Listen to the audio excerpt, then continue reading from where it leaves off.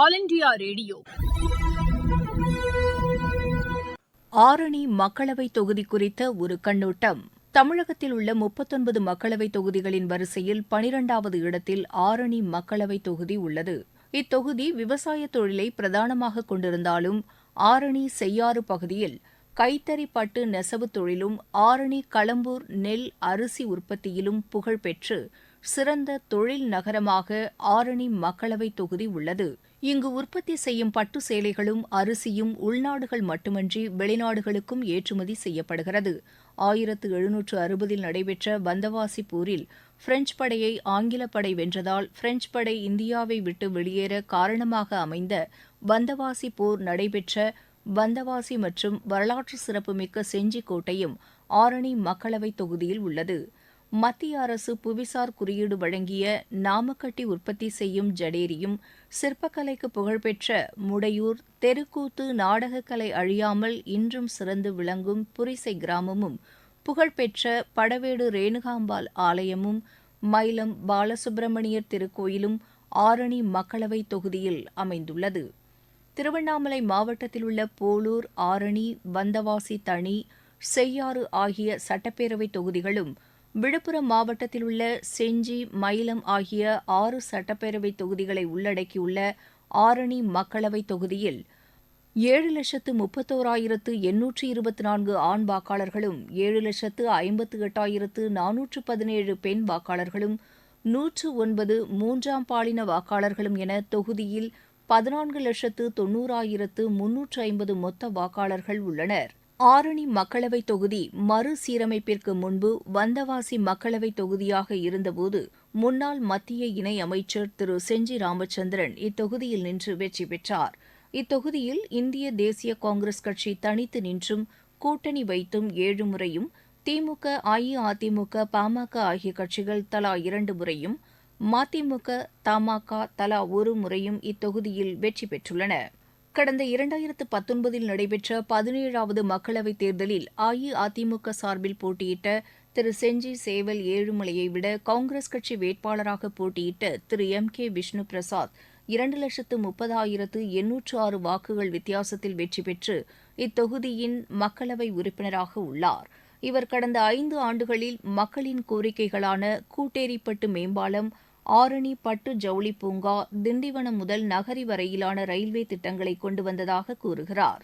ஆரணி பட்டு ஜவுளி பூங்கா, ஒருங்கிணைந்த அரிசி பூங்கா, திண்டிவனம் முதல் நகரி வரையிலான ரயில்வே திட்டப்பணிகளை விரைந்து முடிக்க வேண்டும். போளூர் பகுதியில் கரும்பு அதிக அளவில் சாகுபடி செய்வதால் சர்க்கரை ஆலை அமைக்க வேண்டும். வந்தவாசி பகுதியில் கோரைப்பாலை நூற்பு ஆலை, ஆரணி பகுதியில் வேளாண்மை கல்லூரி, காவேரி கூட்டு குடிநீர் திட்டத்தின் மூலம் தண்ணீர் வசதி செய்து தர வேண்டும் என்று ஆரணி மக்களவை தொகுதி வாக்காளர்கள் கோரிக்கை வைத்துள்ளனர். வரும் மக்களவைத் தேர்தல் குறித்து ஆரணி தொகுதி மக்கள் கூறும் கருத்துக்கள். ஆரணி நாடாளுமன்ற தொகுதியில் போலூரில் வசிக்கிறேன். பேர் சுரேஷ். நான் ஒரு 20 வருஷமாக விவசாய பணியில் தான் இருக்கோம். நாங்கள் ஒரு 10 வருஷமாக கரும்பு சாகுபடி செஞ்சு கொண்டோம். இங்கே பெரும்பாலும் கரும்பு விவசாயி தான். நெற்பயிர் விவசாயம் பண்ணாலும் கரும்பு தான் அதிகமாக நாங்கள் சாகுபடி பண்ணுறோம். அந்த சாகுபடி செஞ்ச கரும்பு எங்களுக்கு நேராக தனி சுகர்ஸ் என்ற தனியார் சர்க்கரை ஆலைக்கு தான் நாங்கள் ஏற்றிட்டு இருந்தோம். அது ஒரு 6 வருஷமாக பிரச்சனையால் மூடிட்டாங்க. நிலுவை பணம் யாருக்குமே கொடுக்கல. அதனால் எவ்வளோ போராட்டங்கள் நடத்துனாங்க. கலெக்டர் போனாங்க, MP, MLA எல்லாருக்கிட்டையும் பார்த்து சொன்னோம். அவங்க இருக்கிற பிரச்சனை முடிக்கலாம், இருக்கிற ஃபண்டு நாங்கள் செஞ்சு தரேன்னாங்க. இது வரைக்கும் எங்களுக்கு கிடைக்கல. அதாவது இதை அரசாங்கமே ஒன்று அந்த நிலுவைத் தொகையை வழங்கணும், அப்படி இல்லையா அரசாங்கம் எடுத்து அந்த சுகர் மில்லை நடத்தணும். இது போல் இன்னும் எவ்வளோ பிரச்சனைகள் இருக்குது நம்ம போலூர் பக்கத்தில். அதாவது பைபாஸில் ஓவர் பிரிட்ஜ் ஒன்று இருக்குது, அதாவது ஊர் உள்ள வர பிரிட்ஜு, அது இன்னும் பணி முடிவே இல்லை. இது ஒரு 6 வருஷமாக அந்த பிரிட்ஜ் பண்ணி நடந்துக்கினே இருக்குது. பைபாஸ் போயிட்டு போகிற அளவுக்கும் இங்கே எந்த சாலையும் மேம்பட்டு இல்லை. அதே போல் இந்த ரயில்வே ஸ்டேஷன்லேருந்து நிறைய ட்ரெயினுக்கு போகுது. ஆனால் ஒரு ட்ரெயின் கூட அவ்வளோ நின்று போகிறது கிடையாது. ஜனத்தொகை கம்மியாக இருக்கிற களம்பூரில் நிற்கிறதுக்கோசரம் இங்கே மக்கள் தொகை அதிகமாக இருக்குது. பொருளாதார ரீதியாக வணிக ரீதியாக இங்கே தான் மக்கள் அதிகமாக பயன்படுறாங்க. ஆனால் இங்கே ட்ரெயின் நிற்கிறதில்ல, எல்லாமே களம்பூர் அந்த மாதிரி தான் நிற்குது. அதுக்கப்புறம் பசங்க இங்கே நிறைய இருக்காங்க. ஆனால் படிச்சுட்டு வெளியே போகிற அளவுக்கு காலேஜஸ் இங்கே அவ்வளோ இல்லை. எல்லாம் வெளியே தான் போகணும். திருவண்ணாமலை போகணும், வேலூர் போகணும். எங்களுக்கு நேராக ஒரு அரசு கலைக்கல்லூரி அந்த மாதிரி எதனா செஞ்சு கொடுத்தா. திருவண்ணாமலை மாவட்டம் ஆரணி பாராளுமன்ற தொகுதியிலிருந்து ஆரணி தாலுகா நெல்லரிசி வியாபார சங்க தலைவர் பாபு அவர்கள். இன்று தமிழகத்தில் நெல் களஞ்சியத்தில் தஞ்சாவூருக்கு அடுத்தபடியாக 2ஆம் இடத்தில் நமது திருவண்ணாமலை மாவட்டம் திகழ்கிறது. இங்கு ஆரணியில் சுமார் 120 அரிசி ஆலைகள் இயங்கிக் கொண்டிருக்கின்றன. இங்கு தயாராகும் அரிசி அண்டை மாநிலத்திற்கும் வெளிநாட்டிற்கும் மிகவும் தரமான முறையில் ஏற்றுமதி செய்து கொண்டு அரிசிக்கு தனிச்சிறப்பாக ஆரணி விளங்கிக் கொண்டிருக்கிறது. இத்தருணத்தில் ஆரணியில் அரிசி ஆலைக்கென தனியாக ஒரு தொழிற்பேட்டை தேவை என்று நாங்கள் மிகவும் முக்கிய கோரிக்கையாக வைக்கிறோம். அண்டை மாநிலமான கேரளா, கர்நாடகா, ஆந்திராவில் அரிசி ஆலைக்கென தனியாக தொழிற்பேட்டைகள் அமைத்து பல வருடங்கள் ஆகின்றன. இதனால் வரை தமிழகத்தில் அமைத்து தர எந்த அரசாங்கமும் முன்வருவதில்லை. ஆகையால் இதனை உடனே அமைத்து தருமாறு அன்போடு கேட்டுக்கொள்கிறோம். இது மட்டுமின்றி ஜிஎஸ்டி ஒரு முக்கிய பிரச்சனை. 25 கிலோவுக்கு கீழ் இருந்தால் 5% ஜிஎஸ்டி வரி அரிசிக்கு இருந்து கொண்டிருக்கிறது. இன்றைய 5 கிலோ 10 கிலோ அரிசி வாங்கும் பொதுமக்கள் தினக்கூலியாகவும் வாரக்கூலியாகவும் இருப்பவர்கள் மட்டுமே 5 கிலோ 10 கிலோ அரிசி வாங்குவார்கள். அவர்களுக்கு அந்த வரிச்சுமை அதிகப்படியாக தெரியும். அதனால் முழு வரி விலக்கு அரிசிக்கு தேவை என கேட்டுக்கொள்கிறோம். மற்றபடி இன்றைய அரிசி எங்கள் தொழில் நடைபெற்றுக் கொண்டிருக்கும் காரணத்தினால் 13-14 லைசன்ஸ் அரசாங்கத்திடம் பெற வேண்டிய சூழ்நிலையில் உள்ளோம். அதனை சிங்கிள் விண்டோ சிஸ்டமாக கனி மூலமாக ஒரு வழி பாதையாக மாற்றி மிகவும் எளிய முறையில் நடைமுறைக்கு கொண்டு வந்தால் சிறப்பாக இருக்கும் என கேட்டுக்கொள்கிறோம். இது மட்டுமின்றி ஆரணிக்கு ரயில் போக்குவரத்து ஆரம்பித்து பல வருடங்களாக தேக்கத்தில் இருக்கின்றன. அதனை மிகவும் விரைவாக முடித்தால் நெல் பற்றாக்குறை நேரத்தில் மற்ற மாநிலங்களிலிருந்து எங்களுக்கு நெல் வருவதற்கும் நெல் அதிகப்படியாக விளையும் நேரத்தில் இங்கிருந்து மற்ற மாநிலத்திற்கு நாங்கள் நெல் அனுப்புவதற்கும் மிகவும் சிறப்பாக இருக்கும். ஆரணி பாராளுமன்ற தொகுதியில் இருந்து ஜி.ஏ. கணேசன். ஆரணி பட்டு ஜவுளியில ஏகப்பட்ட ஏற்றத்தாழ்வுகள் ரொம்ப நாளா நீடிச்சுனே இருக்கு. புதுமையான புது வியாபாரம் தோன்றாம இருக்கிறாங்க. அது காரணம் என்னன்னா, ஆரணி பட்டு தயாரிப்புல பட்டு விலை ஏற்றம் இறக்கமே இருக்குது. ஒரு 20 ஆண்டு காலமா இது சரியான முறையில் சரியான நடவடிக்கை மாநில சர்க்காரும் மத்திய சர்க்காரும் 2 பேருமே இதில் பெரிய ஒரு ஈடுபாடு பண்ணி எங்கள் கோரிக்கைகளை ரொம்ப நாளாக சொல்லிக்கிறோம். நாங்கள் 20 ஆண்டுக்கு முன்னாடியே தலைமைச் செயலகத்தில் கூட போய் சொல்லிட்டு வந்தோம். திடீர்னு பட்டு விலை ஒரு 1000, 2000, 3000 ஏறுதுங்க. திடீர்னு பட்டு விலை கொஞ்சம் கம்மியாகுது. ஏற சொல்ல அதிகமாகுது, குறைய சொல்ல கம்மியாகுது. ஒரு நிரந்தர ஒரு ஸ்டாண்டர்டான ஒரு எங்களுக்கு வந்து இவ்வளவுதான் நிர்ணயமான ஒரு ரேட். அதனால எங்களுக்கு வந்து மானியத்தில் மத்திய சர்க்கார் வந்து மானியத்தில் பட்டு வாங்கி கொடுக்கணும். மானியத்தில் ஒரு 20% குறைச்சி கொடுத்தாங்கன்னா ஆரணியை சுற்றி 1 லட்சம் கைத்தறி நெசவாளர்கள் இருக்காங்க. இப்போ வந்து 1 லட்சம் பேர் இருந்து இப்போ 75,000 பேர் வந்திருக்காங்க. 25,000 கைத்தறி நெசவாளர்கள் வேற வேற துறைக்கு போறாங்க. அந்த கைத்தறி பட்டுனா ஆரணி கைத்தறி பட்டு வந்து ஒரிஜினல், உண்மையிலேயே ஒரிஜினல் அகலம் நிகழம் ஒரிஜினல் ஜரிகை கையில நெசவு இந்த இந்தியாவிலே வேற எங்கே அவ்வளவு தரமா நெய்றாங்க இந்த ஆரணி சுத்து வட்டாரம் தான் இருக்காங்க. இவ்வளோ எல்லா அரசாங்கம் தெரிஞ்சால் கூட இந்த கைத்தறி நெசவுக்கு ஊக்குவிக்காமையே இருக்காங்க. கைத்தறி நெசவாளரும் அதே பாதிக்கப்படுறாங்க.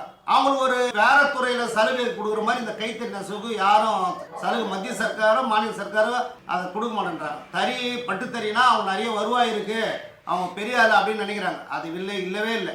20 ஆண்டுகளுக்கு முன்னாடி இந்த ஒரு நெசவாளர் அதே சூழ்நிலை தான் இன்னைக்கு இருக்காங்க. அதனால இப்போ ஆரணியில பட்டு பூங்கா கொண்டு வந்தா ஒரு 30,000-40,000 குடும்பம் நல்லா மேலே வரதுக்கு அதுக்கு உண்டான எல்லா வழிமுறையும் சட்டசபையில் கூட எல்லாம் நிறைவேற்றினாங்க.